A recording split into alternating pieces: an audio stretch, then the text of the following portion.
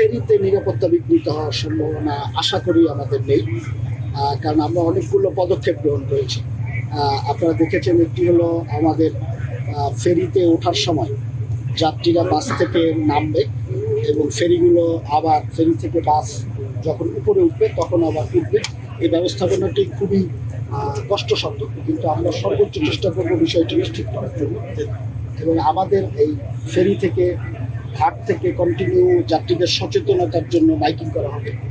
আপনারা দেখেছেন ঘাটে ওঠার আগে স্থায়ীভাবে ব্যারিকেড দেওয়া হয়েছে, যাতে বাসে ফেরিতে যে কয়টি পরিবহনের গাড়ি কিংবা ব্যক্তিগত গাড়ি উঠতে পারে তার বাইরের কোনো গাড়ি এই আপনার যে পথ আছে ফেরিতে নামার যে পথ, সেই পথে প্রবেশ করতে না পারে এবং কোনো জটিলতা তৈরি না হয়। দ্বিতীয় পদ্মা সেতুর কথা উঠছে, সেখানে অর্থায়নের বিষয়টা কতটুকু রিস্ক হয়েছে আর কতদিনের মধ্যে এই কাজটা শুরু করতে পারবে বলে আপনি আশা আমি করছেন? ঈদ যাত্রা নিয়ে আছি, পদ্মা সেতু নিয়ে।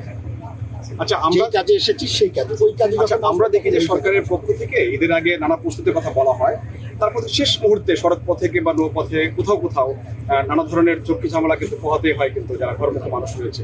এইবার আসলে আপনারা আসলে সেই জিনিসগুলোকে গতবারের অভিজ্ঞতা থেকে এবার কি আসলে মিনিমাইজ করা গেছে কিনা, কিংবা কতটা আশ্বস্ত করতে পারেন কর্মরত মানুষ? আমি আশ্বস্ত করার জন্যই কাজ করছি আমরা সবাই।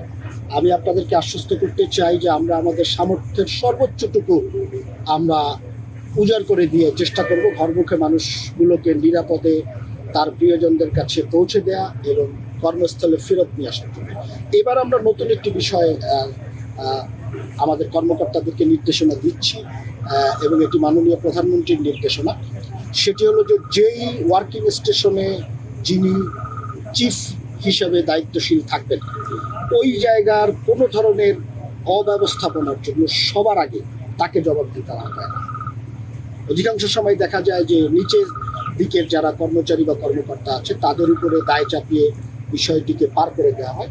বাট মাননীয় প্রধানমন্ত্রীর পরিষ্কার নির্দেশনা, যেই ওয়ার্কিং স্টেশনে কোনো ধরনের অব্যবস্থাপনা কিংবা দুর্ঘটনা কিংবা কোনো ধরনের জটিলতা তৈরি হবে, সেই জায়গার যে যিনি হেড থাকবেন তাকে প্রথম জবাবদিহিতার আওতায় আনা হবে এবং সেই তদন্ত করে তার বিরুদ্ধে ব্যবস্থা নেওয়া হবে। পাশাপাশি যারা দায়ী থাকবেন তাদের বিরুদ্ধে ব্যবস্থা নেওয়া হবে।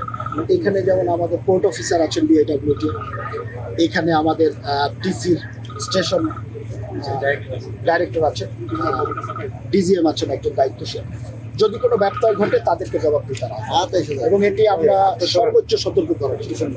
গত ঈদে কিন্তু একটা দুর্ঘটনা ঘটেছে বড় ধরনের, সেই ক্ষেত্রে এই যে ঈদটা সামনে আসছে এটা কিন্তু ঝড় বৃষ্টির সময়, সেক্ষেত্রে আপনাদের প্রস্তুতি কেমন নিয়েছে? জি, আমরা প্রস্তুতিগুলো তো নিচ্ছি, আপনারা দেখছেন। আমরা এই যে এখানে ছোট যে লঞ্চগুলো চলে, আমরা একটি লঞ্চে তদন্ত করে দেখব, আমরা আরও কতগুলো দেখব, এটিকে আমরা কন্টিনিউ করব।